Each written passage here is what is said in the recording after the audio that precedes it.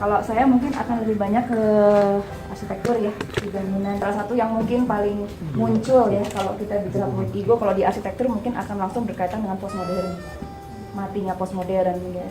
Tentang apa namanya, terutama Charles Jenks yang banyak mempopulerkan itu gitu ya. Lalu juga Minoru Yamasaki, saya nggak tahu ya kenapa Minoru Yamasaki itu kok semua bangunannya terkenal karena dibom semuanya gitu. Dari mulai yang Point Ego yang kemudian yang berikutnya World Trade Center, saya nggak tahu kenapa dia gitu ya. Nah itu juga mungkin apakah ada juga pemitosan lain yang dibuat seperti itu.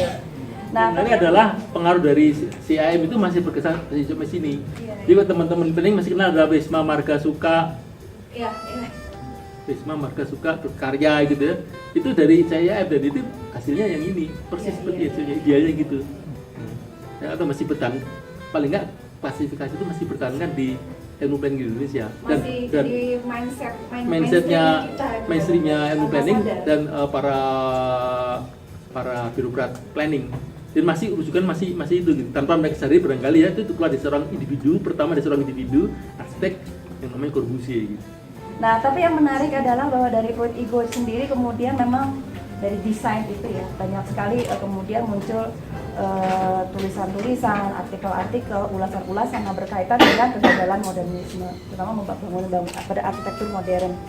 Ya ini juga mungkin karena memanfaatkan situasi dari Point Ego sendiri sebagai satu proyek yang memang dianggap sebagai representasi dari arsitektur modern yang berhasil, yang sangat Corbusian sekali gitu ya. Dan yang berikutnya yaitu ada istilahnya growing space.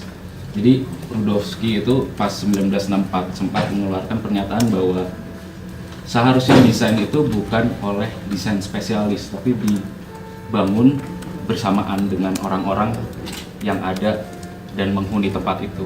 How masyarakat yang menghuni itu ke depan seperti apa? How do they can feel comfortable and they can survive? Mereka bisa hidup layak. Jangan terjadi seperti yang Point Ego, karena Point Ego is not only one issue ya. Di Amerika banyak yang kayak gitu ya.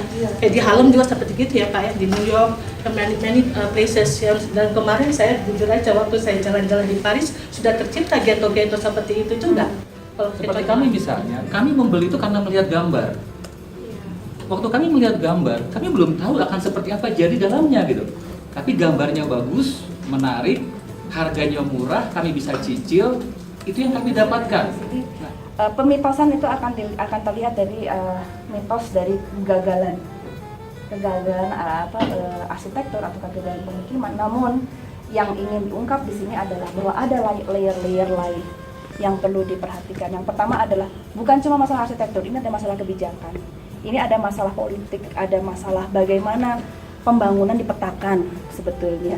Ini ada masalah sejarah di mana ternyata kota itu berkembang dengan sejarah yang dinamis yang tidak sama gitu. Dan kita juga tidak tahu seberapa jauh sih arsitek bisa membayangkan apa yang akan terjadi puluhan tahun ke depan begitu ya. Itu ada seperti itu. Lalu juga ada layer adaptasi. Masyarakat itu ternyata juga beradaptasi sampai pada level-level tertentu begitu. Nah, sehingga ketika Minoru berimajinasi seperti itu, di mana salahnya? Ini bagaimana sejauh mana arsitek bisa menjangkau sebetulnya permasalahan-permasalahan seperti itu.